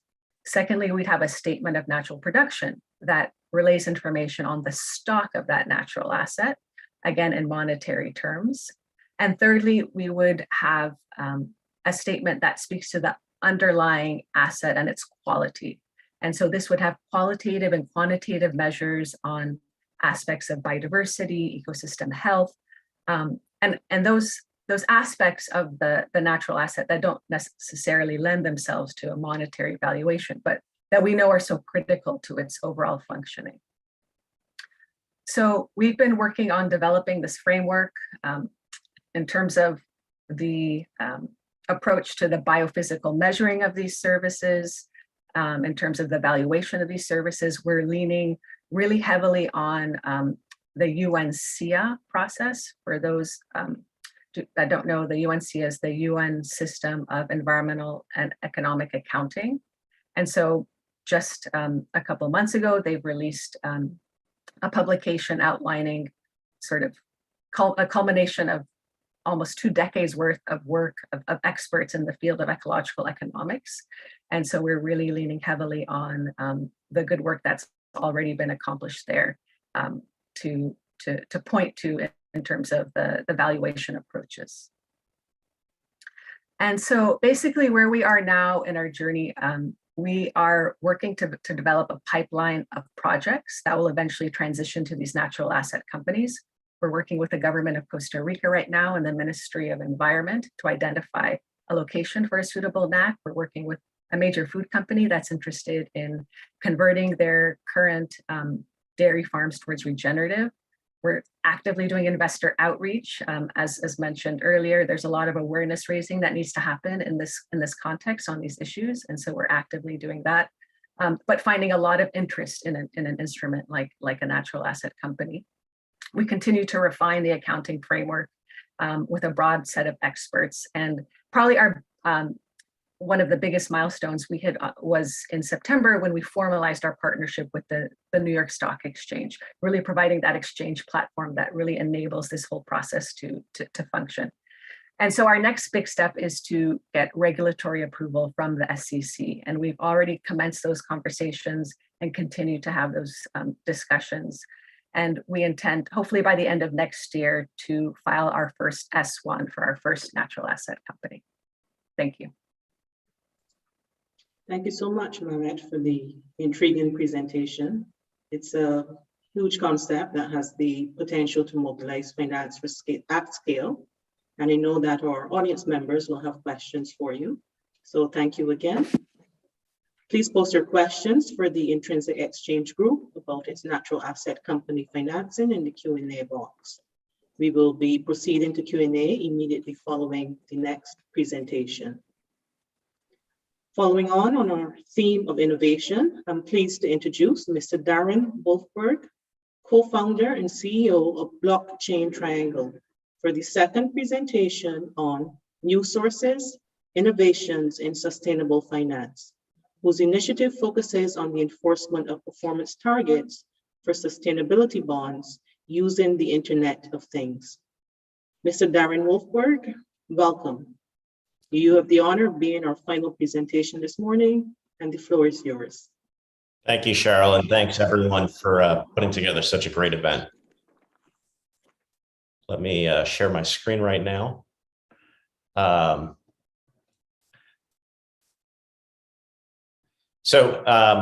Blockchain Triangle, first, thanks everyone for being here. We are a digital finance platform for ESG and infrastructure assets.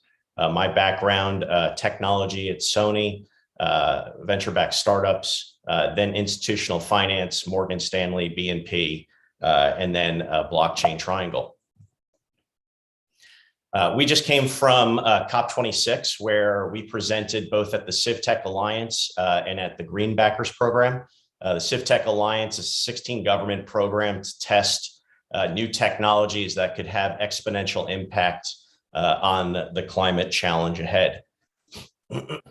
And really, when we think about the climate challenge, there's a few things that are obviously underlying it, and obviously what brings us all together. First, climate and ESG investment is defining the future of investing.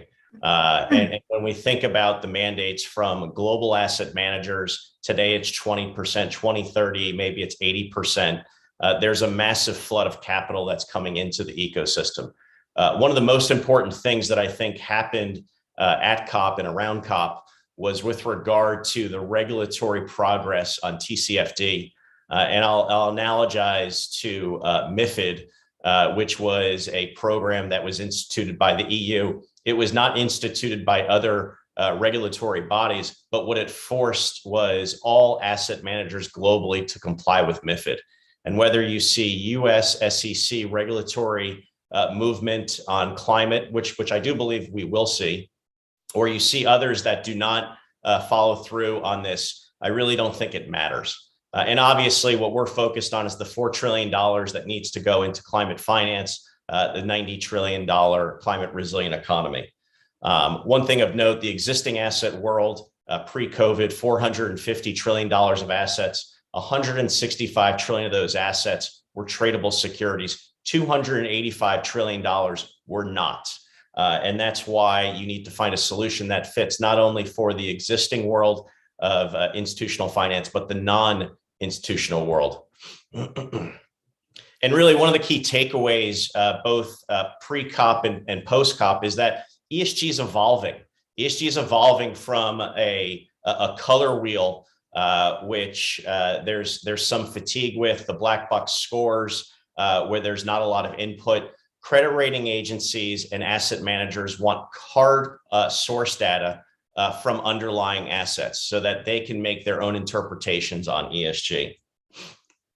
And I think one of the unfortunate statistics that are out there, but if we really want to look at the problem, for every unit of carbon that a bank branch or that a bank office produces or that an asset manager office produces, their loan books have 700 times as much carbon. And quite frankly, those banks and asset managers have no clue where that's coming from. And as you start to see a price on carbon, that exposes a systematic risk. And ultimately, what you need to do, you need to shed light and connect that data to loan books. So therefore, risk managers can run that analysis. Additionally, with certified rec accounting, connecting data to recs, that brings confidence, no different than a trade confirm in an institutional finance market.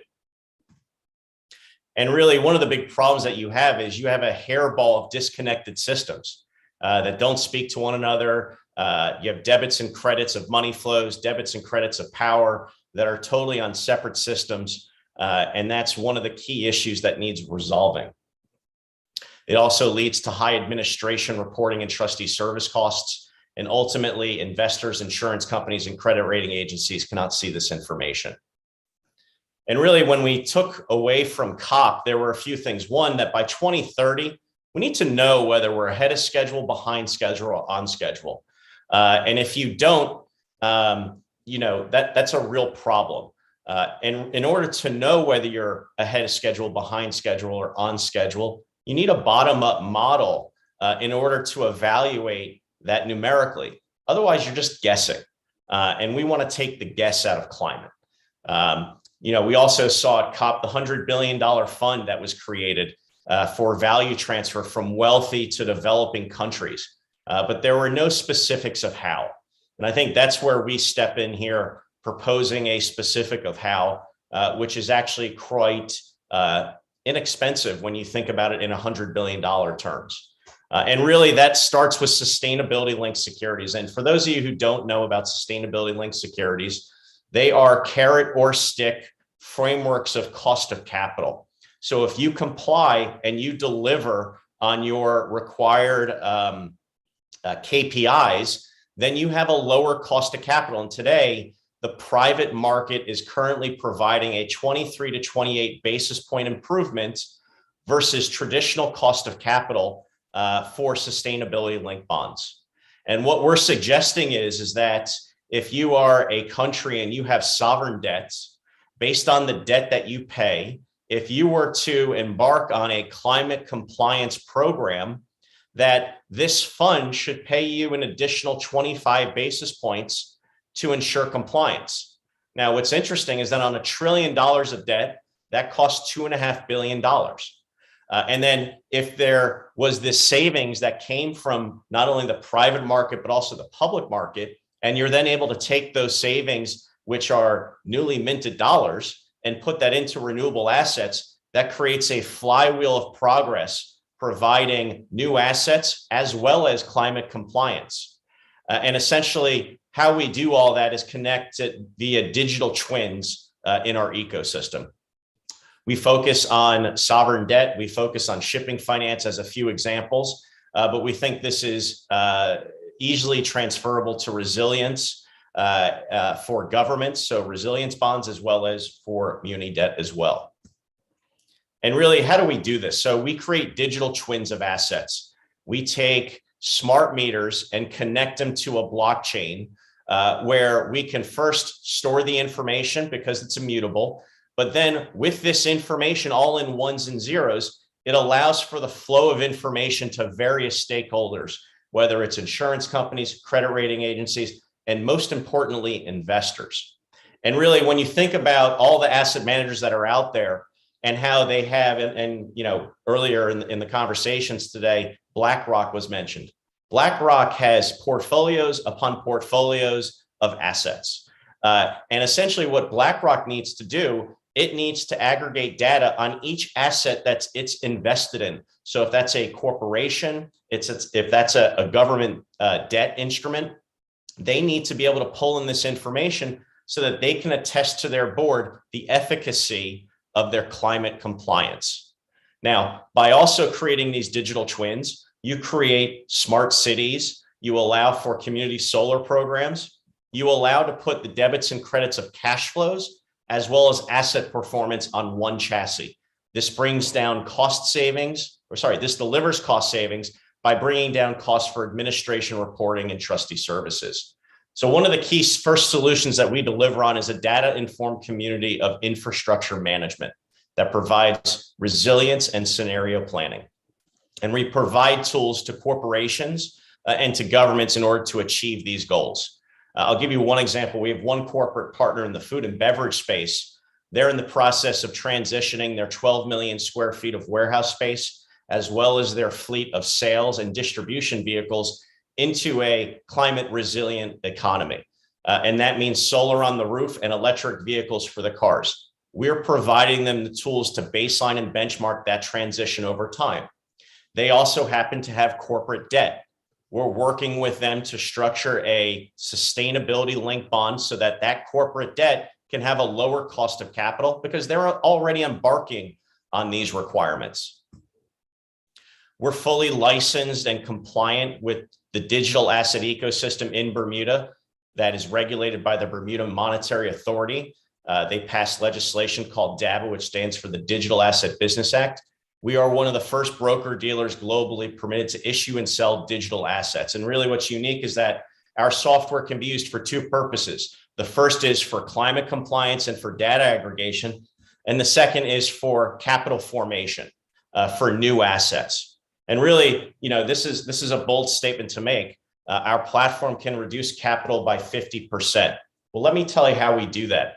So when you think about capital in infrastructure, there's two classes. There's large scale assets and then there's subscale assets. Large scale assets, you have institutional investors like Macquarie, Ontario Teachers. They'll give you as much 5 to 7% capital as you want. However, subscale assets, it's a different tale of the tape. And essentially cost of capital for subscale assets can range anywhere between 10 and 20%. And if you're thinking about rooftop solar, that's north of 20%. And when you think about emerging market ESG risks, 80% of deals don't get done because of cost of capital.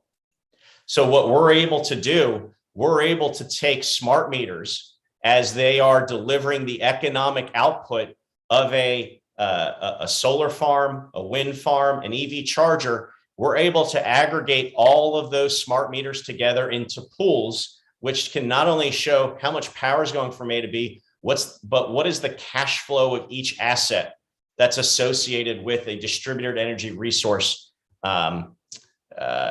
installation. And with that, by aggregating pools of capital together, we're going to take a page from mortgage-backed securities. And instead of it being one payment once a month for whatever the duration of a mortgage or a loan is, in this instance, every day, we're looking at a unique revenue number because as we all know, distributed energy resources have variable consumption and variable output. And what we're able to do is every day we're able to recognize and realize, and in fact, we can do it real time, but for purposes of accounting, daily cash flows is what you need in order to arrive at the number. By bundling assets, we take it from the 10 to 20% down to the 5 to 7% level. And that's how we achieve the 50% cost savings.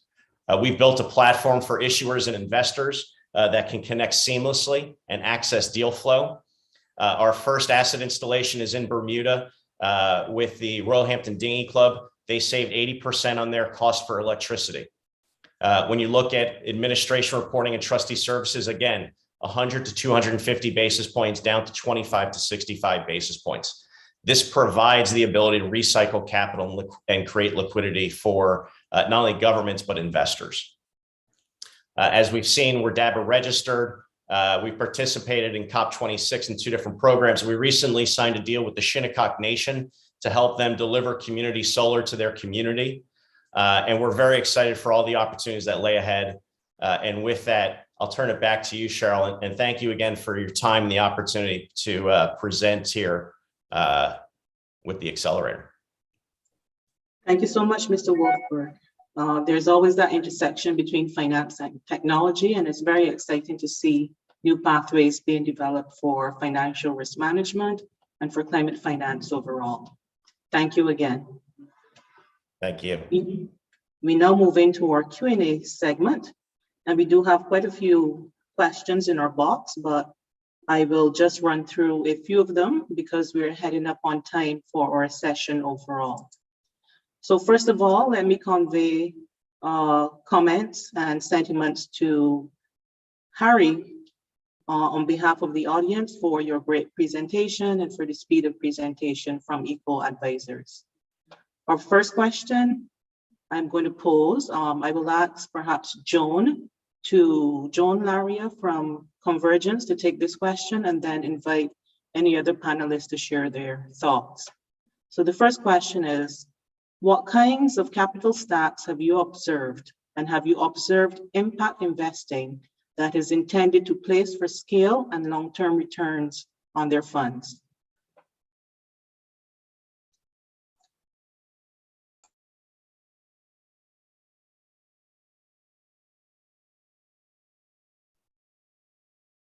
Can we ask either Ray or Ray, can we ask you to take that one? Thank you so much. Sure. So look, I think in terms of impact investing in the Caribbean, there's one notable fund that comes to mind, which is Portland Private Equity. I think it's been in the region doing this, I think more so around potentially the gender component many years previously than some of the recent funds that I would have seen. But I think Portland Private Equity comes to mind. We really haven't seen, I think, a lot of innovation happen in the capital stack. It's traditional in the sense that you still have your major debt players like the commercial banks in there to some extent, development banks. Equity obviously will come in from the likes of potentially some of the developers. So in the renewable energy space, whether it's BMR or MPC, or even some of the indigenous developers, we've seen them play in that space. And quite recently, we've started to see, some mezzanine guys. So shout out to the guys in Jamaica at Cygnus, doing some interesting things in the mezzanine space, realizing that they don't necessarily need to have a right to land and property. They will give that up for a higher return. One area that I think may be interested in the capital stack is really kind of either early stage equity, so around venture maybe. So it may be coming in a little bit before some of your institutional investors. But I think in order for us to develop the space, we probably need a little bit more of that kind of coming into play much sooner to help maybe provide early stage research grants and really to de-risk some of these projects before they then are then, kind of brought before sharks, like Harry, who I see just came on. So maybe I'll kind of kick it to Harry to kind of see if there's any other innovation that he's seeing. Yeah, no, thanks, Ray. I think that's good context. Just two things to add. One is that I think structuring is a really critical piece from the project developers and how you pitch as well. And I think what we've seen a lot is people looking for debt finance at early stages that are asking investors to take equity type risk. And I think we need to be very thoughtful as project developers about, and I said this before, about how to structure your investment or your pitch and your thesis, but then also who you're targeting and why. So I think we need to be more thoughtful about, if you're asking an investor to take equity type risk, then ask for equity instead of debt. The other thing I'd say, Ray, you talked about mezz finance, and I think that's really interesting. There's a lot of players coming in looking at mezzanine, which essentially is using debt with an equity kicker. So you don't actually take the equity risk on as yourself as an investor, but you can generate profits from the revenue side of a business or profit side of a business as well. The other thing that I think is an innovation where we're seeing structuring innovation is on revenue-based finance, which is an offshoot kind of that mezz finance structure, which is to say that you can split returns on the revenue or profit side while giving the upfront capital for businesses to launch in the early venture stage. Thank you so much, Harry and Ray. Mallette, we have 2 questions for you. I'll merge them together. And you have just about 2 minutes to give us some information. So the first question is, how can islands which have developed and revised ecosystem accounts meet the interests of the intrinsic exchange group? And there's also a query on valuation, costs, and time for the natural asset company process. Well, I guess to the first question about islands that have already, developed ecosystem accounts, that's really fantastic. And it's a wonderful starting point, because oftentimes we enter into discussions recognizing we still need to undertake that step of assessing the ecosystem service values. So I think that's a really good starting point, but it's all very context specific. So, we'd love to have conversations around, potential, actual sites. Another really critical, I guess, criteria, if you will, is that the sites that are, earmarked or targeted for this natural asset company, they have to support a market capitalization of 200 million in ecosystem service values, though. And so, the fact that there are accounts that are available that can help sort of give us a preliminary indication of whether or not that threshold is met is fantastic. And maybe just to quickly transition to the next question about the cost implications, that's absolutely right. The cost is going to be high, it's going to be intensive, but really that is the business of this natural asset company. Companies routinely set aside and allocate resources for, traditional accounting.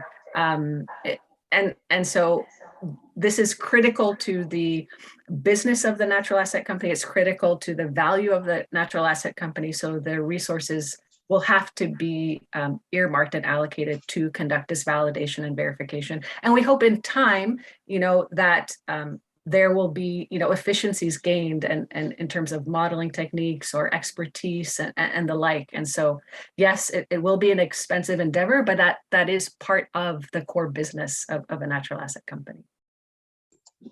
Thank you so much, Mallette. We do have a couple more questions in our box, but we appreciate that we have just about 1 minute left. I will hand over at this point to our CEO, Raquel Moses, for conclusions, and we will follow up with the audience to provide answers to their questions directly or via our social media. So please look out for that. Thank you so much for your engagement, and over to you, Raquel. Thanks so much, Cheryl, and thank you so much, all of you who stayed with us all morning, if it's morning where you are, or afternoon, wherever you are. this has been, I'm not even going to try to summarize the extent of the discussion because there's been so much rich contributions from a number of different parties. But what we want you to leave this discussion with is that there are many, many ways for us to close the gap between the projects that are available across the region and the funding that is available. But we have to grow both our sophistication as well as our economies of scale across the region. And that is where we come in as the accelerator. You would have seen the link in the chat, which I hear is now working for you to submit your request to be matched with, to have your project matched with one of these investors. We will vet them first. We will be sending them a list of all of the projects that we covered this morning. If you are an investor and you're interested in being matched with one of these projects potentially, you can either find us on our website or certainly using the link on the chat, or you can just email us at hello@caribbeanaccelerator.org. What we know is that we have the innovation and we have the will to close this gap. There is no doubt in my mind that this race that we have to win, that we must win, is one that we can win and we are well suited to win. We just need access to the resources to be able to do it. And based on the quality of the investors that we had with us this morning, I know that we are at least beginning a great leg of that race to close that gap. Thank you so much for joining us. Subscribe to our newsletter. You'll get more information about how we're helping to close the gap in terms of bringing funding to the region. And we thank you so much for joining us this morning. Bye-bye.